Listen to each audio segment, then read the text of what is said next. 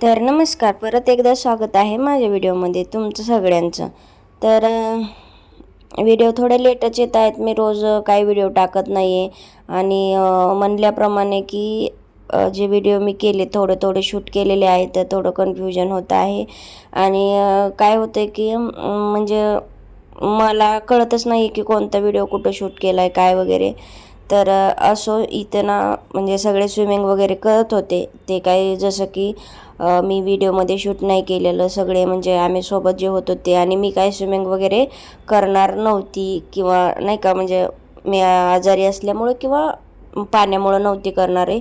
तर सगळ्यांचे इथं फोटो वगैरे चाललं होतं. मी मस्त आपलं ज्यूस वगैरे एन्जॉय करत सँडविच वगैरे खात सगळ्यांचे फोटो काढत होते म्हणा, किंवा मी माझ्या ह्याच्यात होते, मी रील्स वगैरे बनवत होते. भरपूर रील्स वगैरे काढलेले आहेत. ज्यांनी कोणी पाहिले नसतील त्या पहा, एक एक टाकतच आहे मी. आणि तुम्हाला जसं की म्हटलं व्हिडिओचं थोडंफार इकडे तिकडे झालेलं आहे, त्याच्यामुळं जसं येईल असं टाकते मी.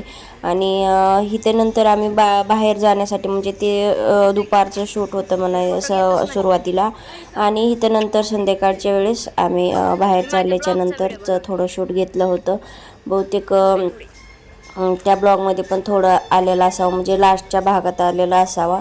आणि मी काय केलं, ज्या ज्या ठिकाणी गेलो तिथलं थोडं जेवढं शूट असेल तेवढंच म्हणजे टाकायचा प्रयत्न करते. म्हणजे कसं वेगळ्या ठिकाणचं वेगळं, एक ठिकाणचं वेगळं, म्हणजे खूप बघा असं गेलो त्यावर सनशाईन वगैरे आलेला होता.